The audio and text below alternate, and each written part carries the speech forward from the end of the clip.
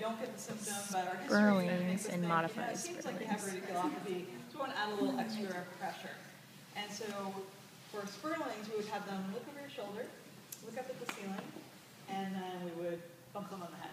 And I'm not going to do that because I like students. Otherwise, I have to be serious. You want to? Yeah. So, and then we have them look over the other side, look up, and bump them on the head. So that would be spurlings. And then to get the same result but be more sensitive to their neck, we're going to do the modified spurlings. So you can look over your shoulder, look up at the ceiling, and then we're just going to press down like we did for cervical compression. And then look over your other shoulder and look up, and then just press down. And doing that same kind of gradually increasing pressure that we did for cervical compression.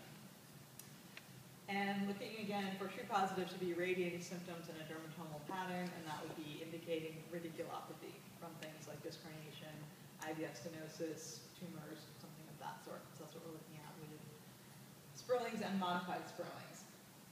Okay, and then we can do cervical distraction as well. I have it here, we'll do cervical distraction as well. So the two hand positions that we use are either you can put your thumbs under the occiput and your fingers underneath the jaw, and usually using a nice long kind of contact along the jaw so it's more comfortable for them, and then just lifting up. So you're just lifting straight up and holding. So you can hold for up to 30 to 40 seconds and see what happens to their symptoms. The other way you can do this, if it's more comfortable, is to put one hand under the occiput, one hand under the jaw. Just be careful that you are on the jaw and that you're not way too close to the throat, and then lifting up like that. So that would be the other way. And what are we looking for on this one? Relief. Relief, exactly. So this is a relieving test.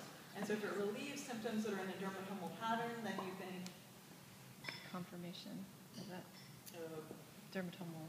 Yeah, radiculopathy, exactly. So the key diagnostic word we're looking for is radiculopathy. So it's saying that they likely have radiculopathy, maybe from IVF stenosis, so now you're opening those IVFs, maybe you're taking pressure off the disc. All of those things can cause radiculopathy. If they have decrease of local symptoms, then we're thinking Myotone. subluxation, Muscle. maybe DJD.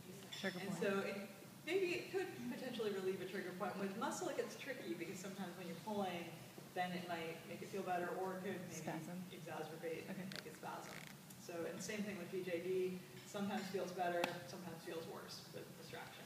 So if they get increased symptoms, then you're thinking maybe they have DJD in that area that's now kind of hurting. Maybe they have a muscle spasm, maybe they have muscle sprain strain injury that's causing them increased pain on that area.